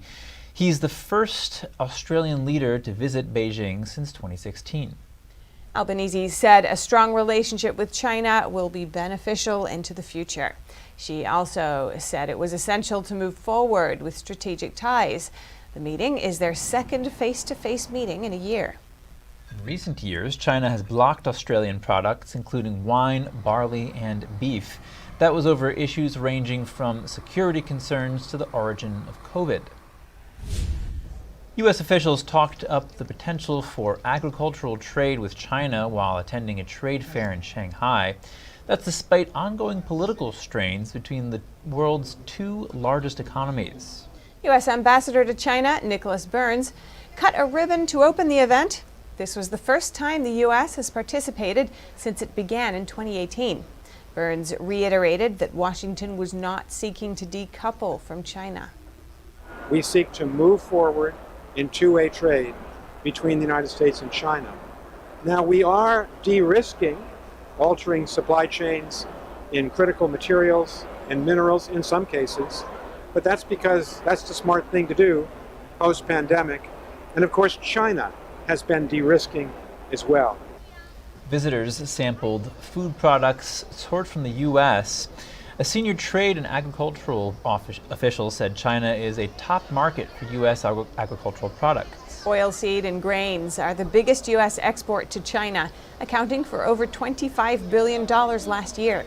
But Brazil has been eating into the U.S. share of the Chinese market, following bumper soybean and corn harvests. More on U.S.-China dialogue. The Treasury Secretary Janet Yellen is set to host China's vice premier for 2 days this week. The U.S. says it's not a policy meeting, but about stabilizing the relationship between the two economies. It will involve new economic forums launched in October, led by the U.S. Treasury and China's Finance Ministry and Central Bank. Yellen is expected to urge Beijing against flooding markets. Such practices include using massive industrial subsidies and shutting U.S. companies out of domestic markets. The meeting comes just days before the U.S.-hosted APEC summit in San Francisco next week. Over in Japan, authorities are getting prepared amid growing concerns over North Korea's missile test launches. Tokyo held an evacuation drill today to help residents prepare. Around 60 residents took part in the drill. One of the groups simulated an evacuation scenario inside a subway train station. The drill came after growing demands by the government. North Korea fired 59 missiles in 2022. The regime most recently fired 2 short-range ballistic missiles into the sea on September 13th. North Korea has missiles ranging from short-range and cruise missiles to ICBMs, with a potential range to reach the continental United States. And in South Korea, K-pop star G-Dragon appeared today for police questioning over allegations of illegal drug use. This marks the latest in a string of South Korean artists embroiled in high-profile narcotics cases. The investigation comes amid a crackdown on drugs by the government of President Yoon Suk-yeol. G-Dragon is the frontman for the K-pop band named Big Bang. The 35-year-old singer denied any wrongdoing and said he came to clear any suspicion against him. The star of the Oscar-winning film Parasite, Lee Sun-kyun, was also questioned over the weekend on a separate allegation of illegal drug use. Lee also declined to answer questions as he left the police station. In Nepal, rescuers are looking for people who could still be trapped in the rubble of a collapsed building following the country's worst earthquake in 8 years. The death toll is now over 150. Rescuers continued to search for survivors in the rubble of collapsed buildings on Monday, as the scale of the damage caused by Nepal's worst earthquake in 8 years became clear. Since Friday's quake, thousands of buildings in Jajakot and the neighbouring Rukun West district have collapsed or developed cracks, making them uninhabitable. Nepal police spokesperson Kuba Kadiat said authorities would keep looking for survivors, then quickly address relief and rehabilitation for affected families. The government treats the injured free of charge. In Kathmandu, the government said it would make immediate arrangements for shelter, food and safety for displaced families, and provide $1,500 to the families of each of those killed as immediate relief. Some survivors in Kiuri, who belong to the untouchable Dalit community, according to Nepal's Hindu customs, said no government representative had yet visited or offered help. Survivors said they heard loud noises of collapsing buildings soon after the quake struck. The quake had a magnitude of 6.4, according to Nepal's National Seismological Center, while the US Geological Survey measured it at 5.6. It was the country's deadliest since 2015. Then, some 9,000 people were killed by 2 quakes that reduced whole towns and centuries-old temples to rubble and destroyed more than 1 million homes at a cost of at least $6 billion. Coming up, 5 schools around the globe are awarded for their innovative ways of supporting students, like teaching them how to vote and bridging ethnic divides. A new record time is set at the New York City Marathon. 50,000 runners participated in the race through all of the city's 5 boroughs. A new record in Florida, a man has become the fastest to eat 25 stone crab claws. How long did it take him? More shortly here on NTD News Today.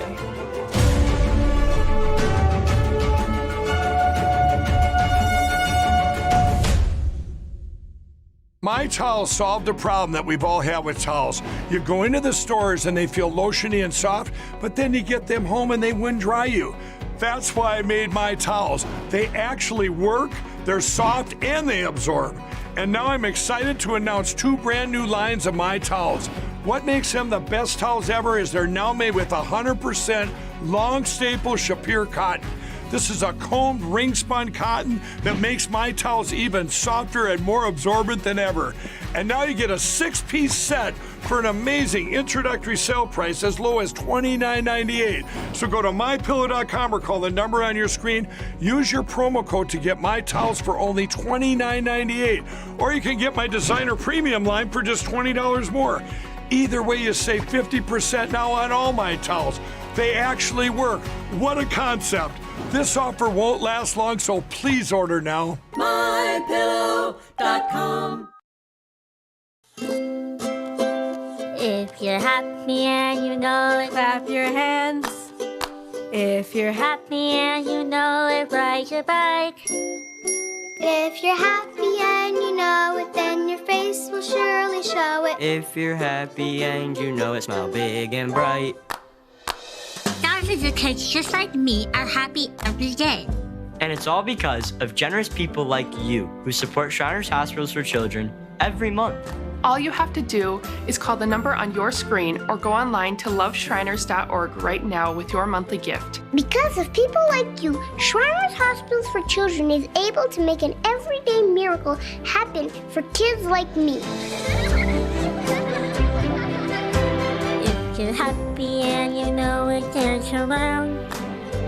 If you're happy and you know it, play a song. If you're happy and you know it, and your face will surely show it. If you're happy and you know it, take a shot. And when you call or go online right now to donate $19 a month or more, we'll send you this adorable Love to the Rescue blanket as a thank you and a reminder of all the smiles you're bringing to kids' faces every day.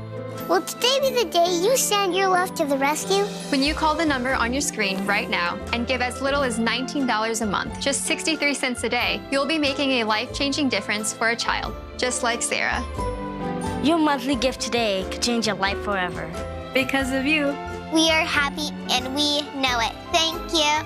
Thank you. Thank you. Thank you. Please call or go online right now to give. If operators are busy, please wait patiently or go to loveshriners.org right away. Five schools celebrated at the world's best school prizes. Their accomplishments were recognized for promoting unity, community service, and mental health awareness. NTD's Andrew Thomas has more on their extracurricular achievements. A global network of educators called T4 Education launched the event last year. The Max Rain Hand in Hand Jerusalem School won the Overcoming Adversity Prize. Lessons are taught in both Hebrew and Arabic to more than 600 students. The school was established in 1998 by parents who did not accept the separation between Jews and Arabs in the education system in Israel. Our students, they have 2 teachers in the classroom that supports their mother tongue, but also allows them to learn the other language. The Community Collaboration Prize went to Spark Soweto in South Africa. The institution was recognized for teaching students how to vote. We saw a gap with a decline in the voting in South Africa. And we thought it would be a great concept to teach our scholars on how to vote. And we then asked the Independent Electoral Commission, and they were keen to come to the school and do voting. Colombia's Institución Educativa Montessori won the Environmental Action Prize. Its student program turns coffee waste into eco-friendly products like organic soap. What we look for is that the student determines what is the final disposal of the residue. From there, each student, developing leadership and soft skills by working in a group, determines what is the best product that allows us to reincorporate or renew this byproduct. Brazil's EEMTI Joaquim Bastos Goncalves won the Supporting Healthy Lives Award. The school provides students with access to psychologists. We adopted the project Adopt a Student with online counseling sessions for our students. Carnaval is a fairly impoverished town with no means to have a host of psychologists in the field of mental health.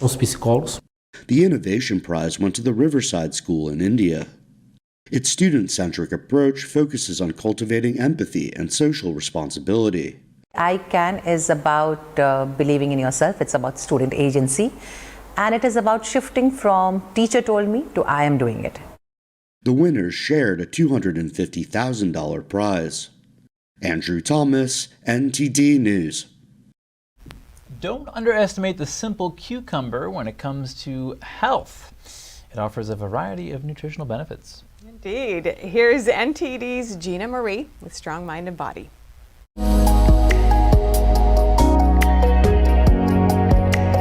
Cucumbers are a low-calorie and high-water content vegetable with abundant nutritional benefits. They are perfect in the warmer months, served as a refreshing food option, but of course they're good any time of year. They offer a variety of advantages such as cholesterol reduction, skin protection, anti-inflammatory properties, and immune system enhancement. The first nutrient of cucumbers is water, which consists of 95% of a cucumber's overall mass. Therefore, consuming cucumbers helps to maintain body hydration and preserves the elasticity of skin and tissues. Secondly, cucumbers are a rich source of dietary fiber. They help to aid in promoting normal digestive function, preventing constipation, and help you to feel full. Cucumbers also contain vitamin C, which is a potent antioxidant. It safeguards cells against oxidative stress, enhances immune system function, and supports wound healing and collagen synthesis. Another key nutrient is vitamin K, which is essential for blood clotting and bone health. Potassium is the fifth nutrient found in cucumbers. As an electrolyte, potassium is crucial for heart health and proper nervous system function. Cucumbers also contain trace amounts of selenium. This is an important antioxidant that helps to protect cells from damage. Moreover, cucumbers contain various phytochemicals such as flavonoids and carotenoids. These substances possess antioxidant and anti-inflammatory properties. They guard and protect the body against the impact of chronic disease. For some people, cucumbers might lead to digestive discomfort or gastrointestinal issues. If you have stomach ulcers, acid reflux, or digestive problems, you may need to limit or reduce cucumber consumption. Certain medications can interact with cucumbers, like some diuretics. If you are taking specific medications, consult your doctor or pharmacist to determine whether cucumber consumption is appropriate. The Kansas City Chiefs held off a Miami Dolphins comeback to claim a 21-14 victory on Sunday. The game was the NFL's first in Frankfurt, Germany. Well, it was big. We have this bye week coming up, and there's nothing worse than going into a bye week with a loss, first of all, and then a 10-hour or 8-hour plane ride on top of that, and that doesn't lead to a good feeling. You know, these are all learning lessons. This is a journey that you go through in the NFL season, and like I've said multiple times before, you know, the idea is to be your best selves. Chiefs quarterback Patrick Mahomes threw for 185 yards and 2 touchdowns. Brian Cook's fumble recovery for a touchdown just before halftime proved to be the game-winning score. The victory could prove to be a crucial win for playoff seeding tiebreakers with the Dolphins. Dolphins quarterback racked up 193 yards and a touchdown. Dolphin wide receiver and former Chief Tyreek Hill caught 8 passes for 62 yards. Miami suffered their 3rd loss of the season. The Dolphins stand at 6-3. The Chiefs are at 7-2. New York City hosted its annual marathon Sunday. 50,000 runners participated in the 26.2-mile race through the city's 5 boroughs. Ethiopian Tamarat Tola won the marathon, setting a new record time of 2 hours, 4 minutes, and 58 seconds. A Kenyan runner came in second at 2 hours, 6 minutes, and 57 seconds. Fellow Kenyan Helen Obiri won the women's race, finishing in 2 hours, 27 minutes, and 23 seconds. Winners of the men's and women's wheelchair race went to 2 Swiss runners. An amusing scene in the audience, with some trying to cheer up the athletes in a unique way. This man held up a sign that read, "26.2 miles is nothing compared to marriage." Another one joked, due to inflation, the marathon is now 30.4 miles. But added, "Just kidding, you're doing amazing." A Chicago man cracked the record for the fastest to eat 25 stone crab claws. This was at the Key Fisheries crab eating contest in the Florida Keys. Scott Millison triumphed over 39 other contestants in the amateur eating competition. Participants received a 30-second penalty for each piece of claw meat left behind. Millison set a new contest record with a final time of 10 minutes, 17 seconds, beating the previous record of 10 minutes and 23 seconds. No experience professionally in any contest of eating, and to be able to enjoy stone crab was just a bonus. I think I just cracked the world record for stone crab, first place, bringing home the prize, back to Chi-Town. In Florida, stone crabs are considered a renewable resource. They have a remarkable ability to regrow claws that have been harvested. The Florida Keys alone account for roughly half of the state's annual stone crab harvest, which is typically 2 million pounds. Keys Fisheries is the primary stone crab claw processor in Florida and plays a pivotal role in the industry. The stone crab harvest season occurs from October 15th to May 1st each year. That's all for today's news. Thank you for tuning in. Feel free to reach out to us with any news tips or feedback at news.today@ntd.com. And we'll be back with more stories tomorrow.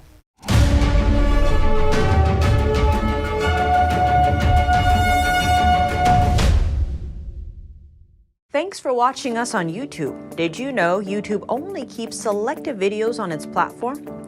So if you want to make sure you get the full picture, just subscribe to our newsletter. Go to newsletter.ntd.com and sign up. It's free.